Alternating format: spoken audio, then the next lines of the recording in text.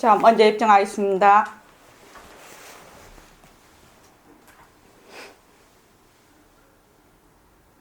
말하고 듣는 이 자리가 바로 당장의 마음입니다. 마음을 가라앉히시고 내가 듣는다.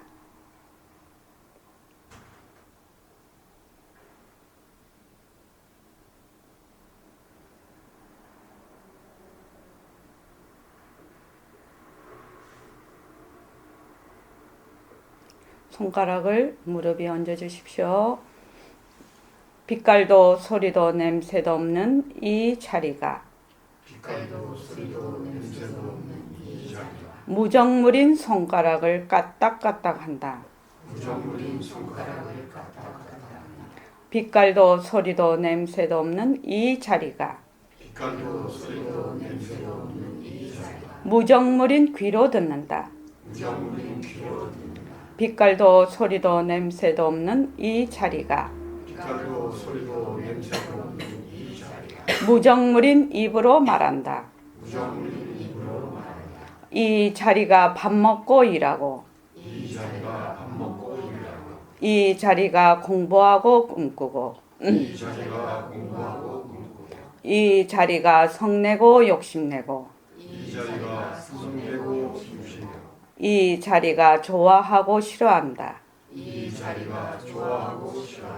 빛깔도 소리도 냄새도 없는 이 자리가 무정물인 몸뚱이를 끌고 다닌다.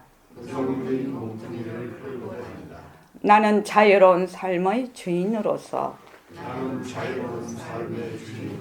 애착과 집착 탐진치를 여여서 모든 생명들과 더불어 건강하고 행복하게 모습을 잘 굴립니다.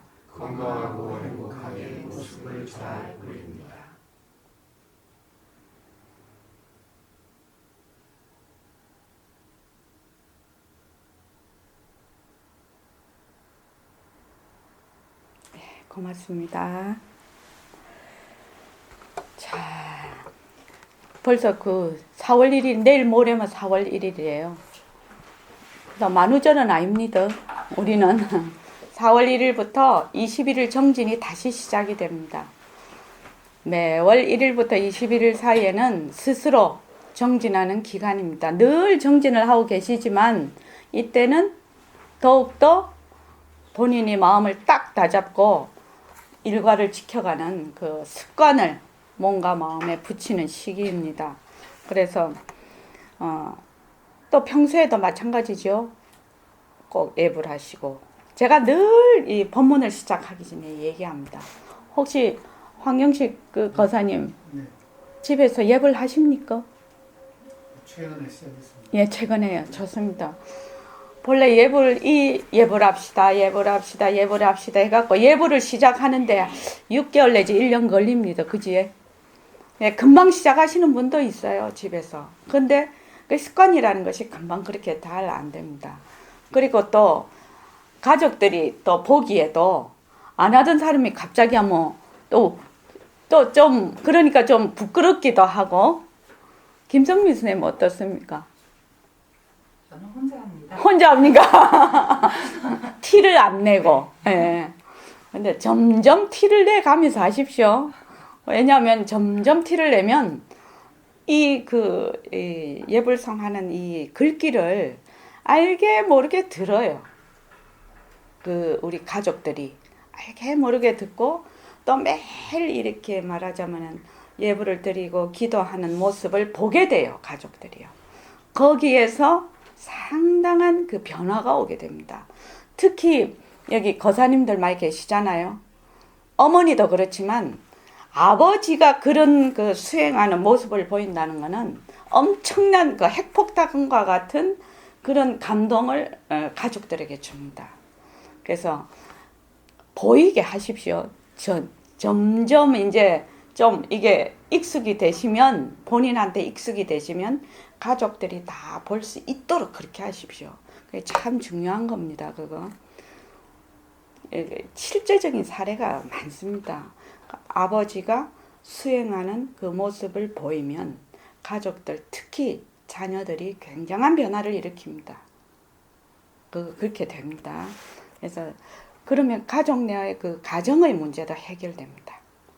그래서 꼭 그렇게 해주시기 바랍니다. 그래서 예불 할 때 예불성을 지금 암송이 잘 안 된다 할지라도 자꾸 암송을 해야 돼요.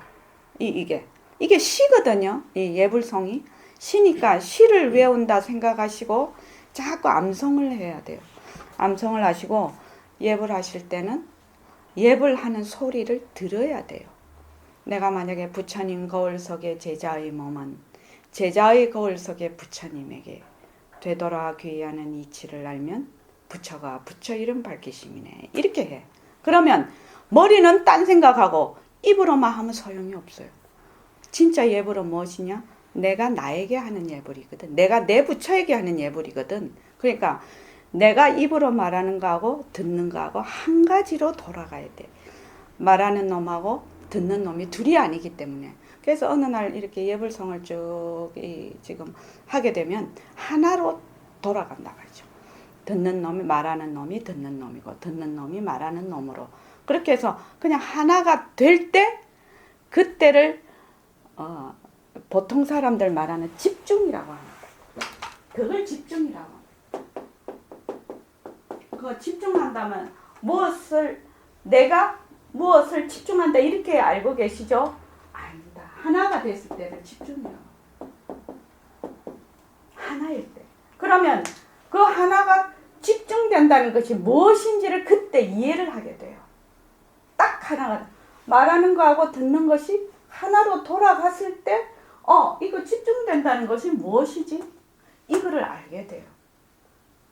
그거는 직접 알게 되는 겁니다.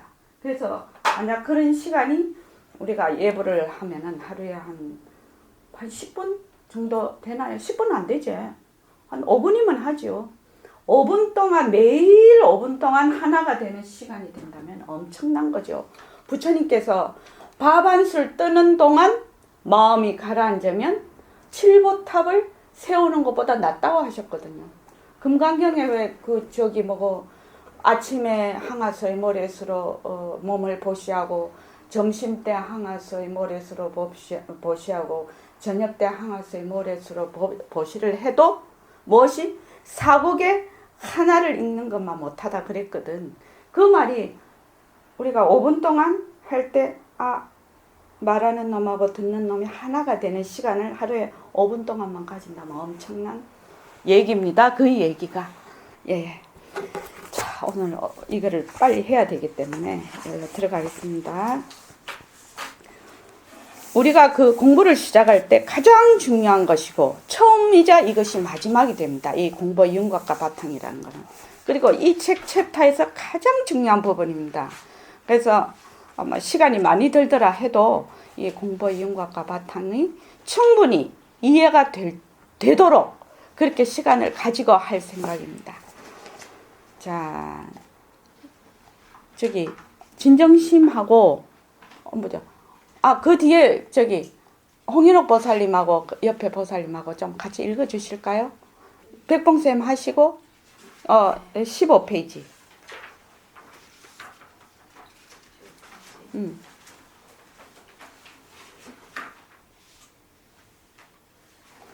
가장 중요한 겁니다. 인지발심과 과지의 깨달음이 똑같은 거거든요. 그래서 처음 공부할 때 인지발심이 가장 중요합니다. 자, 하십시오. 선생님 공부를 시작하려면 제일 먼저 어떻게 해야 합니까? 우리가 상승설법을 들어서 이해하기 어렵다 하더라도 윤곽만 잡을 수 있다면 다행으로 알아야 합니다. 윤곽만 잡아놓으면 팔찜미의 밥상을 받아놓은 거는 한 가지예요. 그게 무슨 말씀인지요? 언제 되어도 되는 거예요. 언제 먹어도 밥은 내가 다 먹기 마련이에요. 그러니 인과관계나 어변관계 등 여러 가지 문제로 어렵다 하더라도 하루속히 윤곽을 잡도록 합시다. 예, 좋습니다. 우리가 상승설법을 들어서 이해하기 어렵다 하더라도 이렇게 됩니다. 상승설법은 무엇을 상승설법이라 하느냐? 변함이 없는 시공간이 떨어진 모습이 없는 그 채, 바탕을 드러내는 것이 상승설법입니다.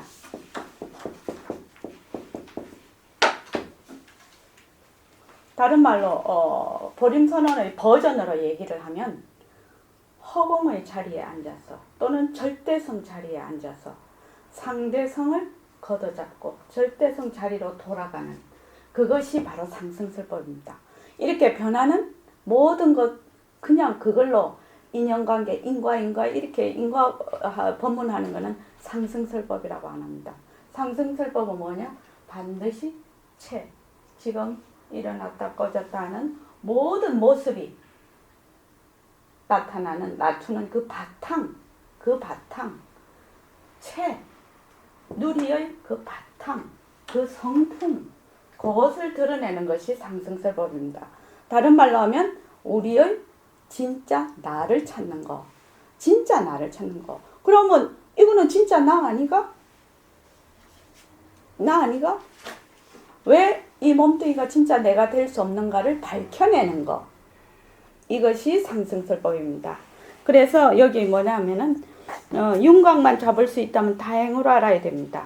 윤곽만 잡아놓으면 팔진묘의 밥상을 받아놓은 거나 한 가지예요. 언제 되어도 되는 거예요. 이렇게 돼 있거든요. 언제 되어도 된다.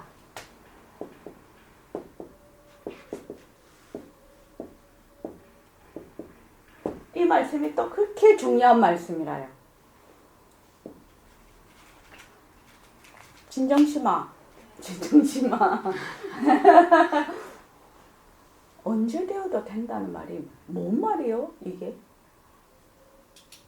윤곽과 바탕만 잡아놓으면 언제 돼도 된다고 이렇게 말씀을 하시거든.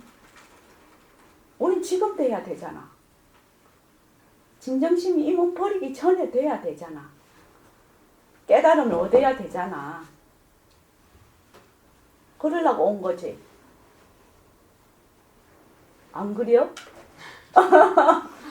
그러려고 보림선언 온 거 아니요? 마음자리 하나 밝히려고.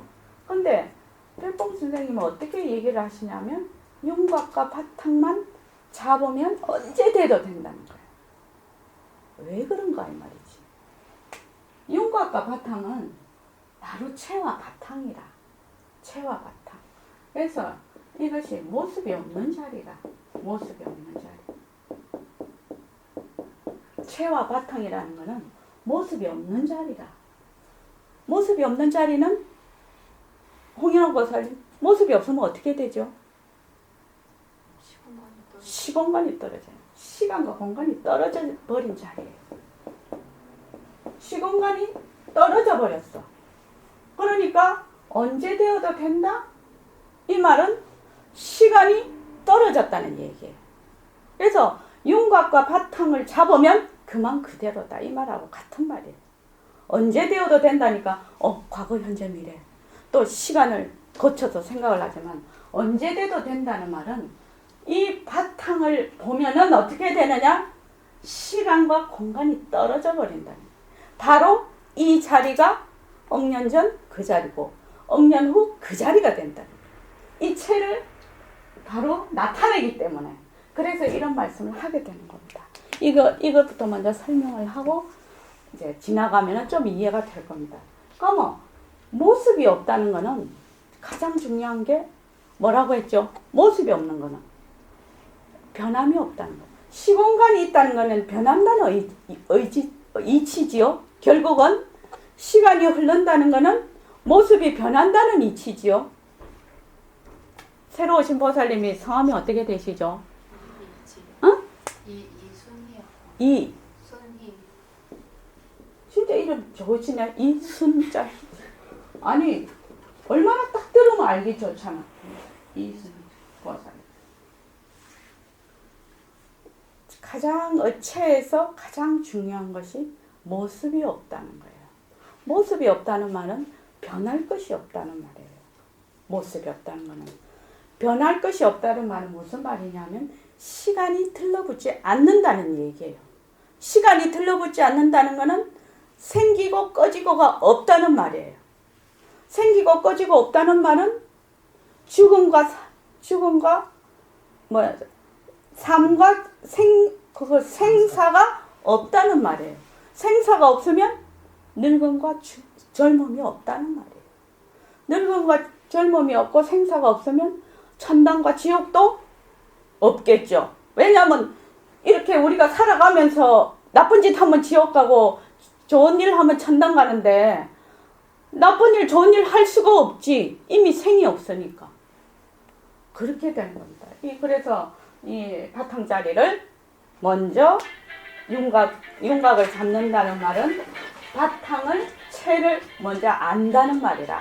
그러면 시공간이 떨어져서 바로 이대로 이 자리가 억년 전 자리가 되고 억년 후에 과거 현재 미래가 뛰쳐나는 자리가 된다. 이 말씀을 지금 하고 있는 겁니다. 지금 그 다음에 읽어주십시오. 공부의 윤곽을 잡는다는 말씀은 처음 듣습니다. 공부의 윤곽을 잡는다는 것이 무슨 말입니까? 공부의 윤곽을 잡는 것은 그리 어렵지 않습니다. 허공으로서의 나라고 생각하면 그만이에요. 예? 허공으로서의 나라고요? 물론 처음 듣는 사람들은 무슨 말인지 모르겠지만 몸뚱이도 허공성, 생각하는 슬기자리도 허공성, 산하대지도 허공성, 태양도 허공성이라고 하는 말이 그 말입니다. 허공성이요? 앞으로 설법을 쭉 듣는다면 몸뚱이도 허공성이고 밉다, 곱다, 좋다, 나쁘다 생각하는 자리도 허공성이라는 걸 알게 돼요. 그런데 알아도 실감이 예, 납니다. 거기까지요.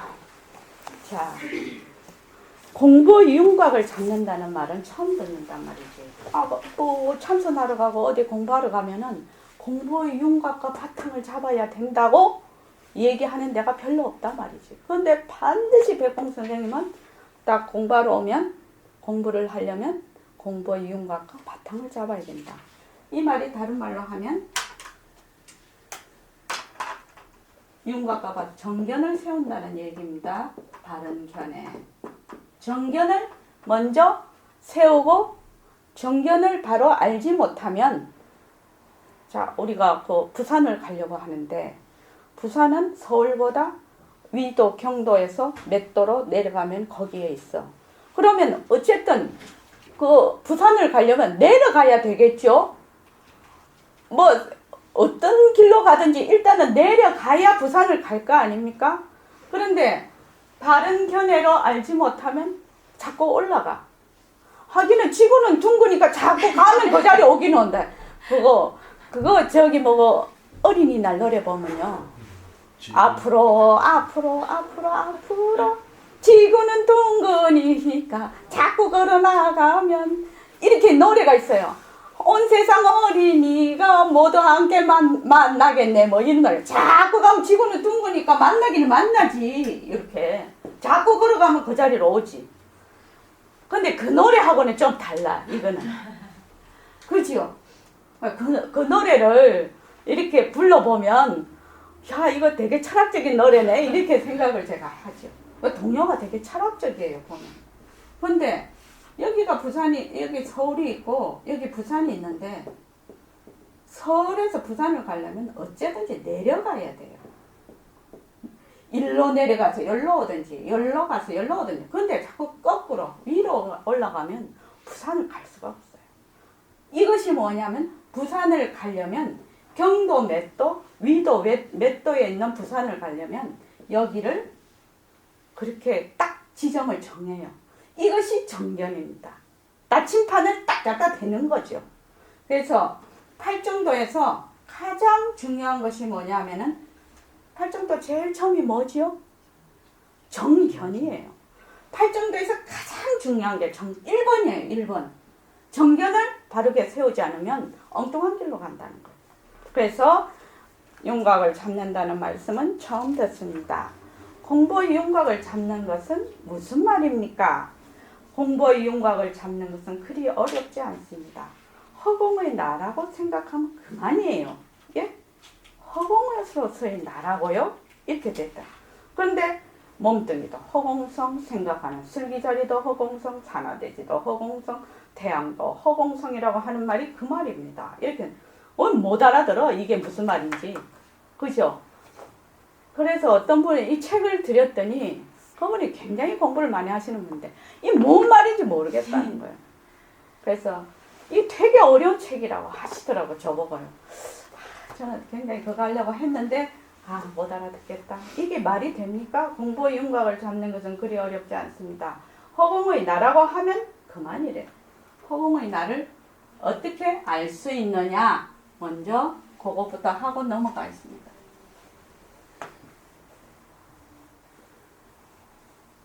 우리 요새 제일 공부 많이 하는 것이 뭐냐면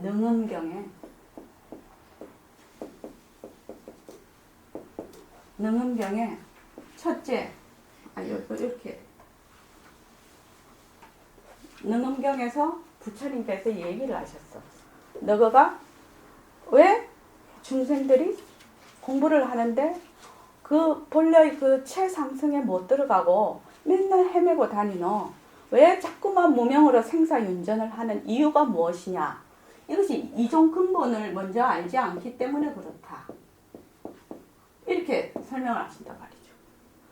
이종 근본이 뭐고?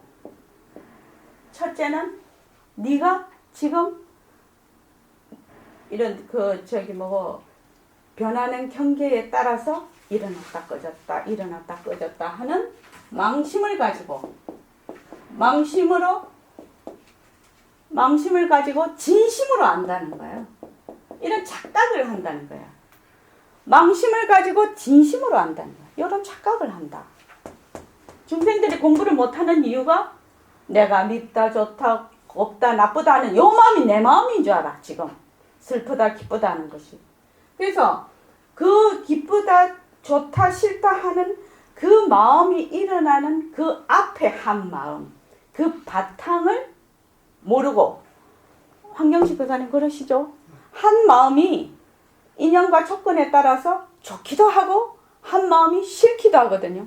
예를 들어 말하면 연애를 열렬하게 해서 좋아서 결혼을 했어.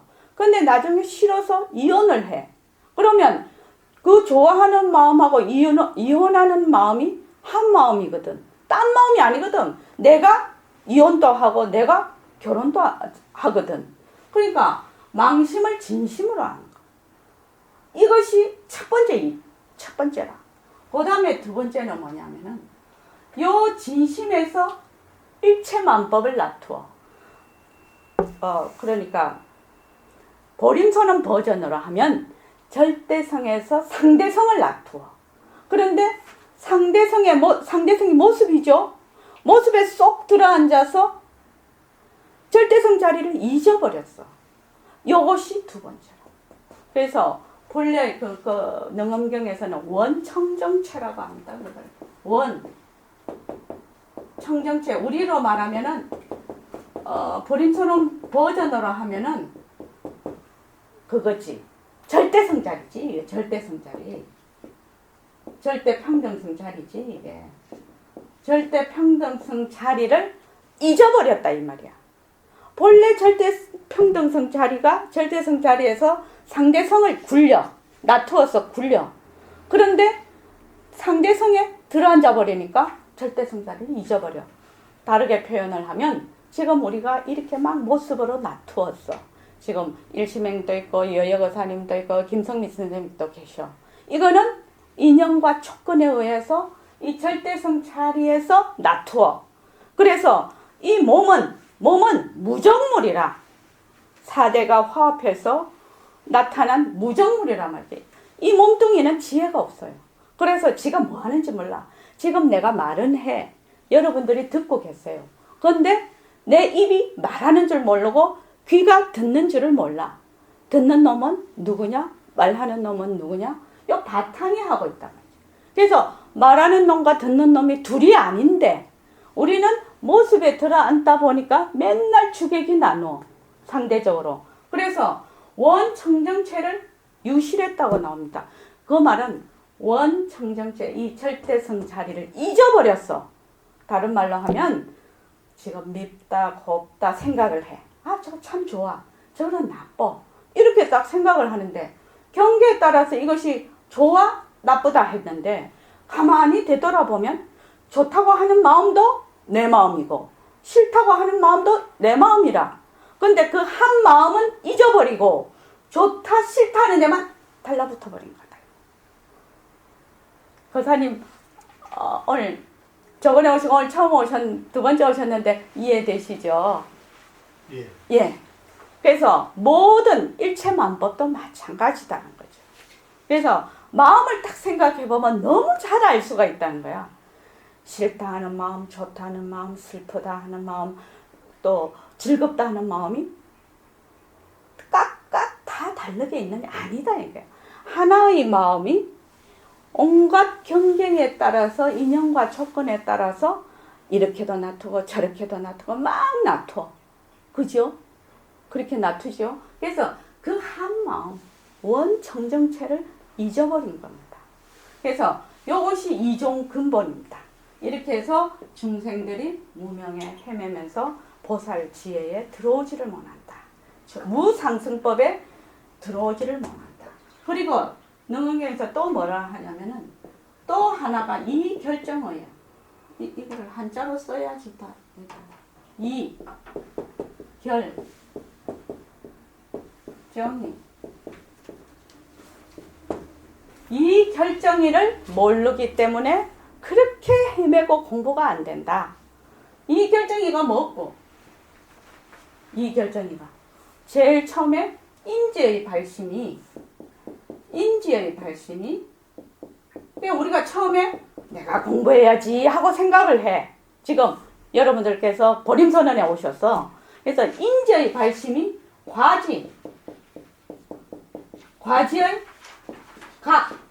과지의 깨달음이죠. 이거 과지의 깨달음과 같아야 된다는 얘기야. 같아야 된다.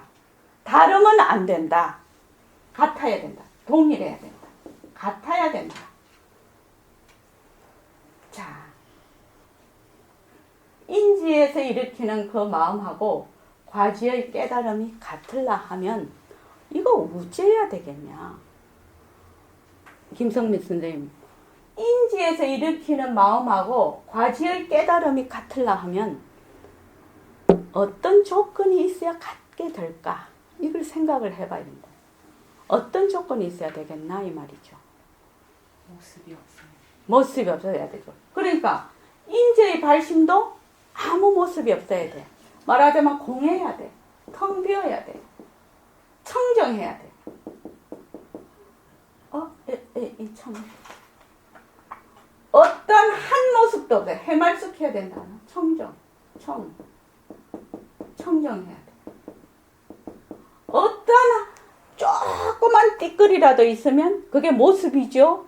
그래서 시공간이 달라붙어서 변해버려. 그런데 인지의 발심이 청정해야 돼.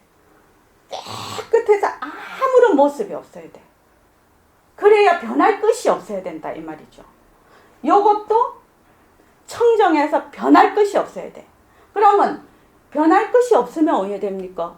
같다라고 얘기를 할 수가 있겠죠. 만약에 변할 것이 있으면 같다라고 얘기가 안 됩니다. 그래서 결국 말하자면 인지의 발심과 과지의 곽이 같아야 한다.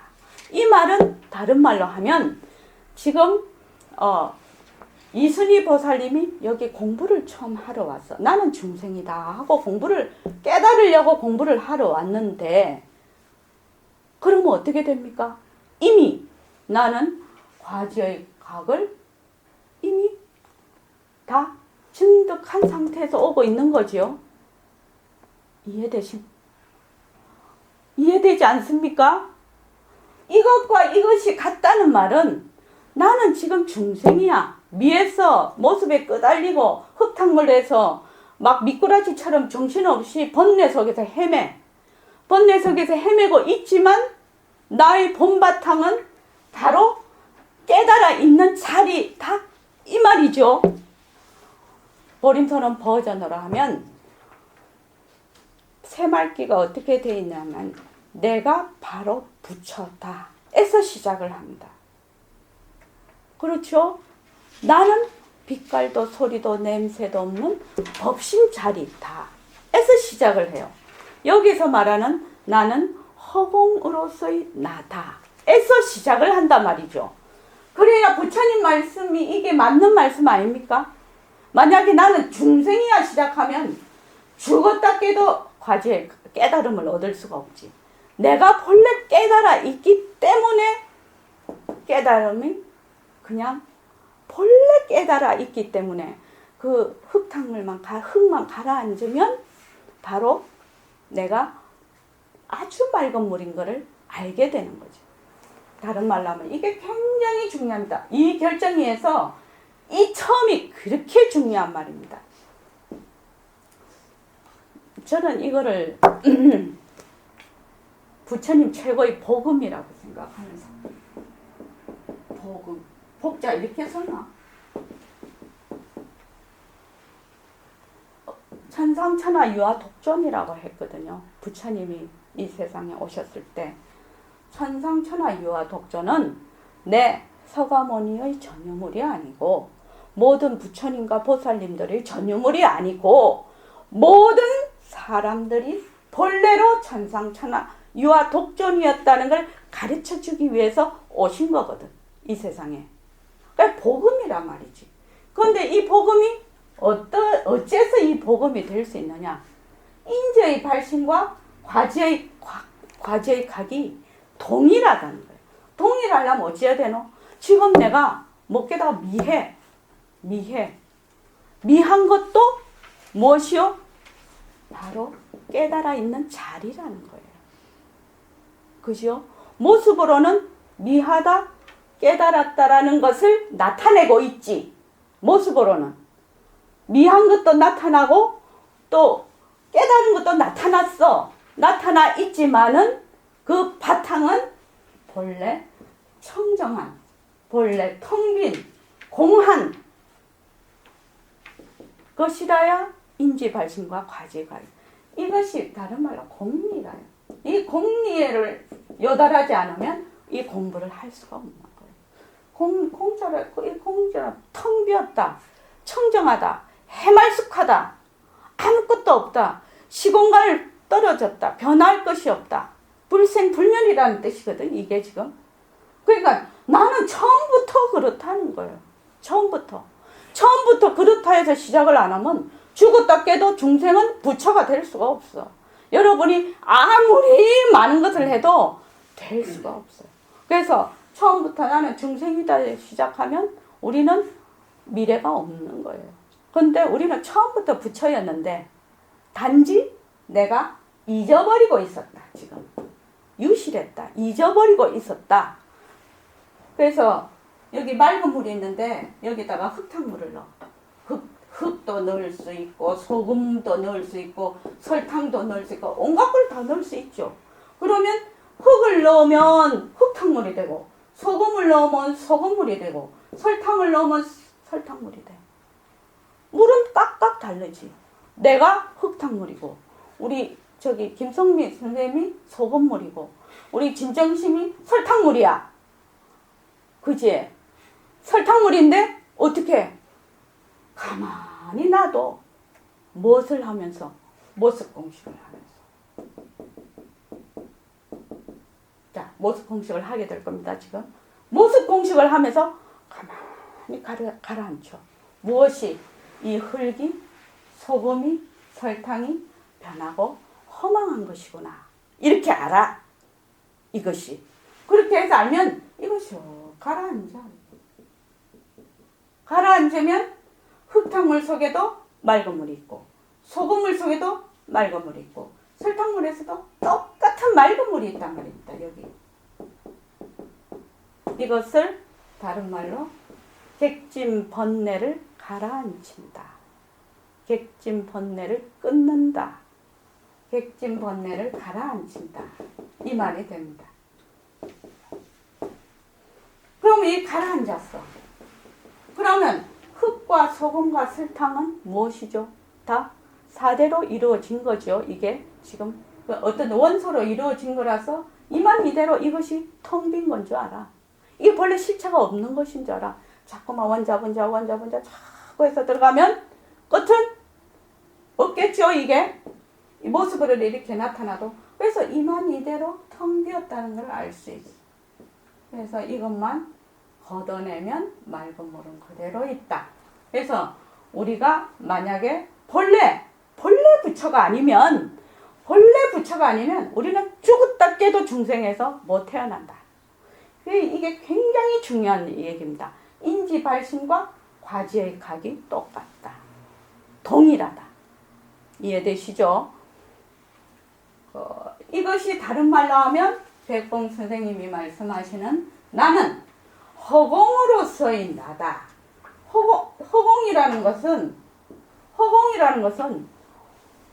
만든 적도 없고 멸할 것도 없어. 왜? 허공을 만든 적이 없기 때문에 없어질 것이 없단 말이지. 그러죠? 허공이라는 것은 누가 만드는 것이 아니라 비가 오고 눈이 하고 어쩌고 모든 사람들도 여기 살다 가고 여기 우주 전체가 일어났다 꺼졌다 하지만 허공은 물들지 않는다는 것이지. 그런 모습에. 그러니까 허공이라는 것은 본래 만든 적도 없고 없어진 적도 없어. 없어질 것도. 만든 것이 없는데 어떻게 없어질 것이냐. 그래서 허공으로서의 나라고 하면 바로 된다. 근데 이게 이해가 잘 안 돼. 처음부터 왜 이해가 되겠습니까? 그죠? 그리고 이 결정에서 두 번째가 뭐냐 하면은 육근이 아니비설신이가 육근이 번뇌의 근본이라는 거예요.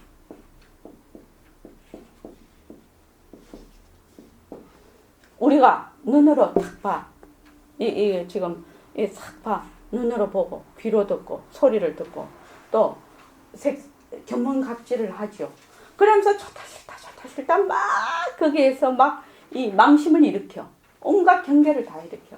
그런데 이 보고 듣고 하는 놈이 없으면 육근이 없으면 번뇌를 일으킬 수가 없죠. 왜 생각하십니까? 김성민 스님 왜 생각하십니까? 보는 거 없으면 번뇌가 일어날까요? 듣는 거 없으면 번뇌가 일어날까요? 우리가 전부 다 지금 번뇌를 일으키는 거는 견문 각지.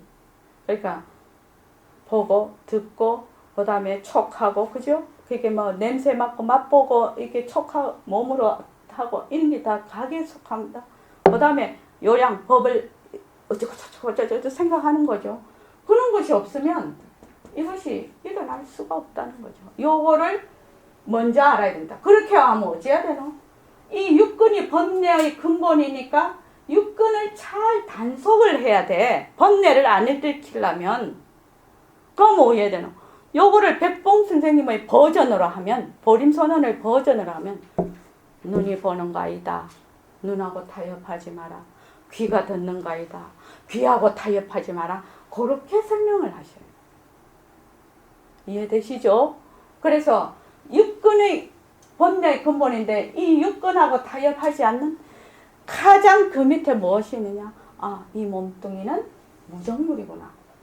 몸뚱이는 무정물이구나. 이거야. 몸뚱이는 무정물이구나.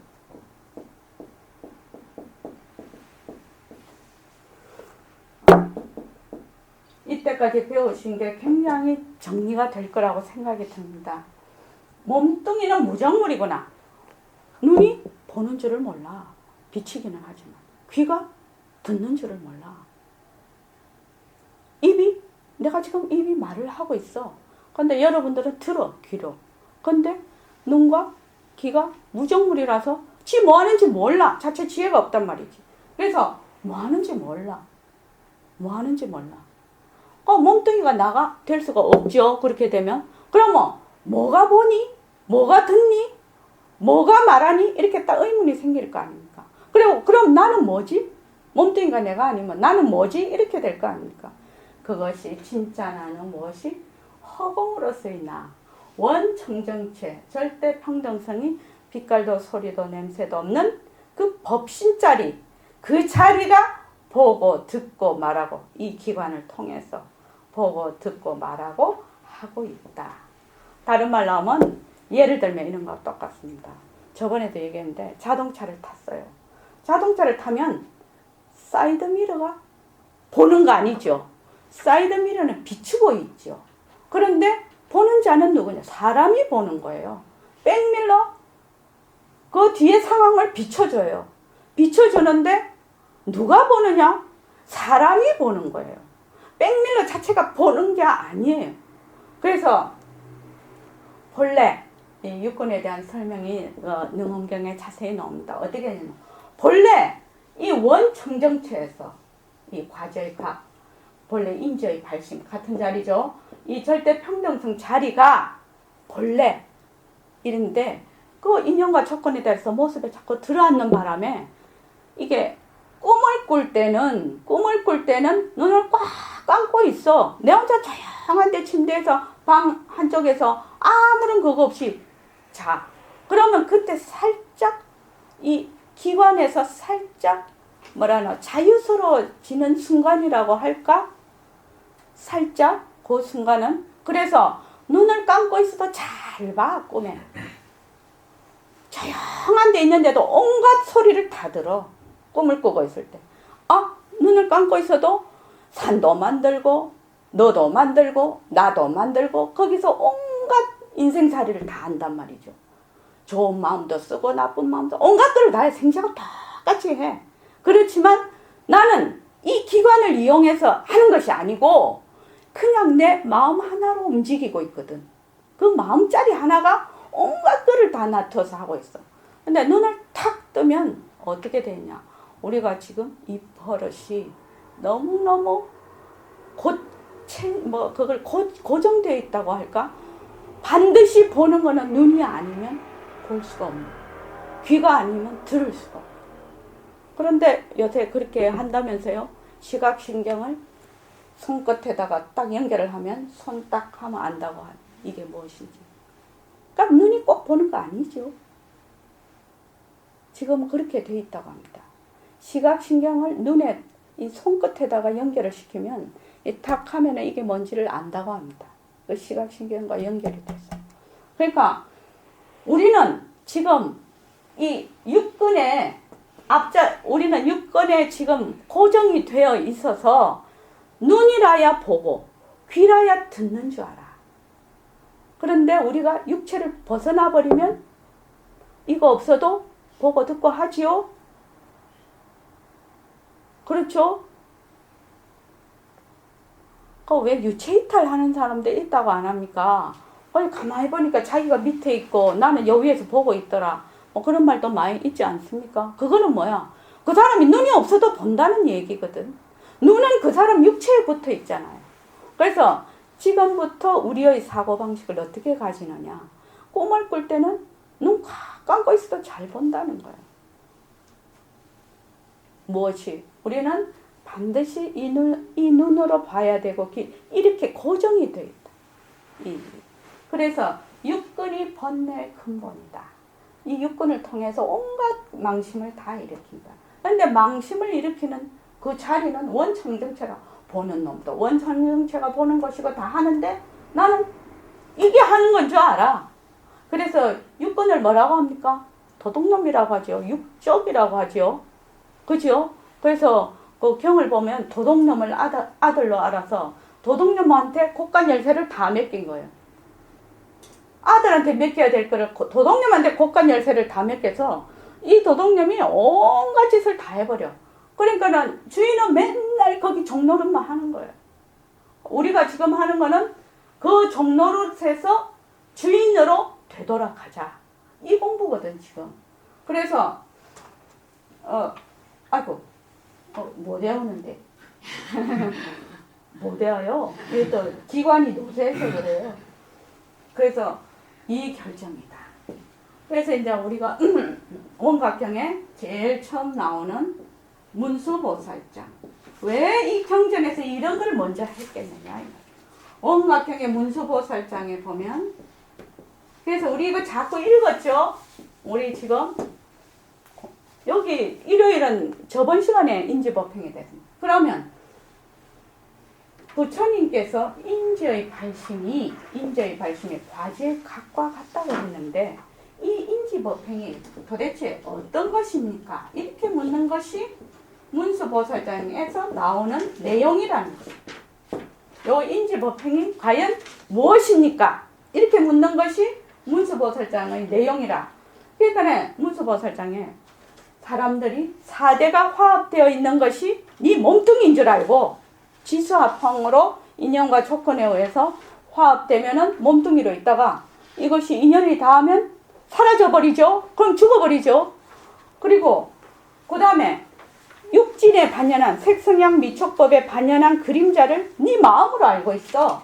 그것을 무명이라고 한다. 무명이라고 한다. 그런데 이 무명이 본래 실체가 있는 것이냐? 본래 바탕이 없는 것이다. 그래서 이 모든 일어나는 모든 모습은 허공꽃과 같은 것이다. 그림자와 같은 것이다. 꿈과 같은 것이다. 이렇게 설명을 하고 있어요. 그러면 이 인지법행은 어떤 것이냐? 첫째는 허공성이고 그게 이제 나옵니다. 이 인지법행이라는 것이 바로 인지발심과 과제각이 둘이 아니다라는 뜻이죠. 그러면 허공으로서의 나라는 것이 어떤 특징이 있느냐? 이 말하고 똑같습니다. 그러면 허공성이다. 이 텅 빈 그 성품이다. 텅 비었으니까 인연과 촉근만 닿으면은 나타나는 거예요. 이것을 조사님들 얘기하면은 공성이라고 하는 거는 공적하다고 얘기하고 그 다음에 영지라고 얘기해요. 원조. 비춘다는 거는 영지라고 얘기죠. 인연과 조건만 닿으면 전부 그 인연과 조건에 따라서 모습이 나타나는 거죠. 그래서 허공성이다. 그 다음에 기멸이 없다. 기멸이 없다. 일고 꺼지는 것이 없다. 왜? 이 자리는 본래 공적한 자리니까. 본래 텅 빈 자리니까. 그리고 3번이 뭐였지? 3번 뭐지?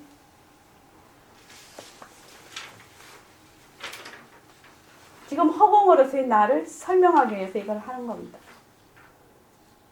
기멸이 없고 부동인가? 기멸이 없어서 부동인가? 부동이고 기멸이 없고 이렇게 돼 있나?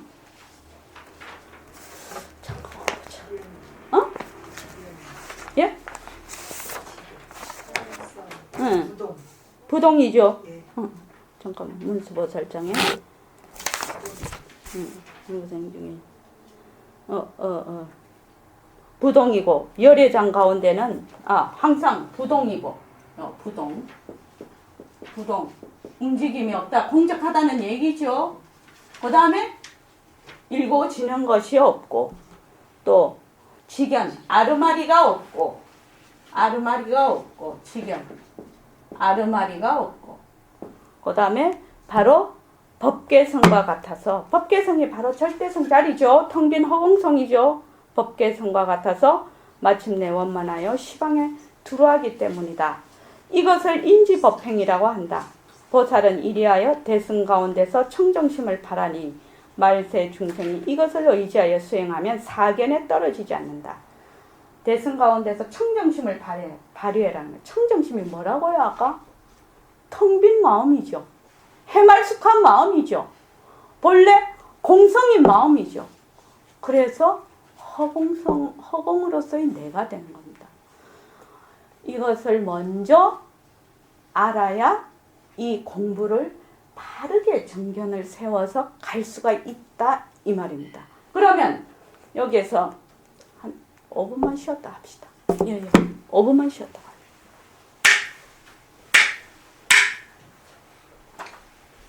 이게 집중을 하는데 한계가 있거든요. 이게 노는 것이 아니고 되게 집중을 해야 되는 거라 좀 필요하시잖아요. 좀 놀고 합시다. 5분만.